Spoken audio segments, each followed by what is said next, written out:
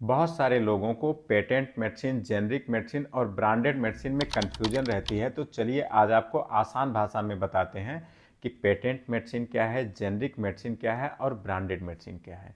देखिए, जब कोई कंपनी एक लंबे रिसर्च के बाद बहुत ढेर सारा पैसा खर्च करके किसी नई दवा का नया मॉलिक्यूल बनाती है, मतलब मोटा मोटा समझ लीजिए कि किसी नई दवा का खोज करती है, तो वह चाहती है कि उसने ढेर सारा टाइम और पैसा खर्च किया है तो उसको इसका फ़ायदा मिले।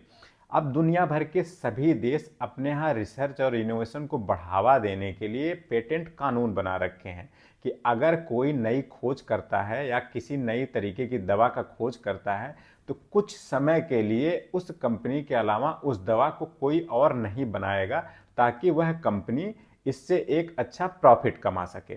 जैसा कि हमारे देश का जो पेटेंट कानून है उसके तहत 20 साल तक कोई दूसरी कंपनी उस दवा को नहीं बनाएगी जिस कंपनी ने उस दवा को ढूंढा है उसके अलावा।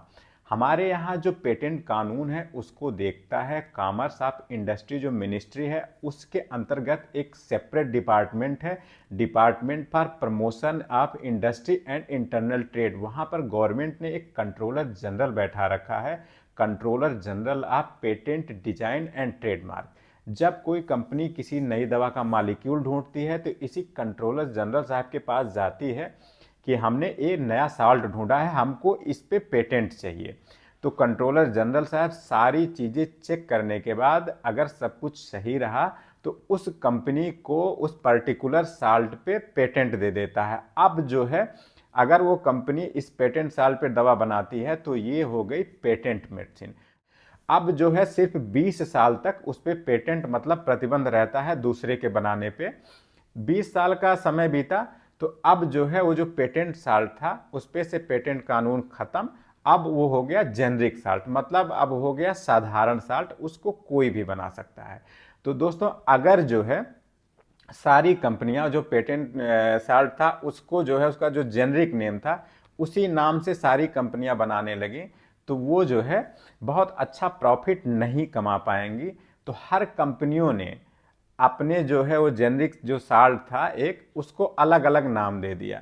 जैसे कि एग्जाम्पल के लिए आपको बता दें, एजिथ्रोमाइसिन। एजिथ्रोमाइसिन जिस कंपनी ने ढूंढा रहा होगा शुरुआत में उसके पास इसका पेटेंट रहा होगा, लेकिन पेटेंट अवधि बीतने के बाद इस समय देख रहे होंगे बहुत सारी कंपनियां जो है एजिथ्रोमाइसिन बनाती हैं, क्योंकि एजिथ्रोमाइसिन इस समय एक जेनरिक साल्ट है। लेकिन इसको देखते होंगे कि अलग अलग कंपनियां अलग अलग नाम से अपने बेच रही हैं।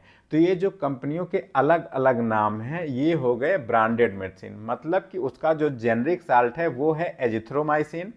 तो एजिथ्रोमाइसिन को कंपनियां अलग अलग नाम से बेच रही हैं ब्रांड नेम से, तो ये जो अलग अलग नाम से बेच रही हैं अलग अलग पैकेट में रैप करके, ये हो गई ब्रांडेड मेडिसिन।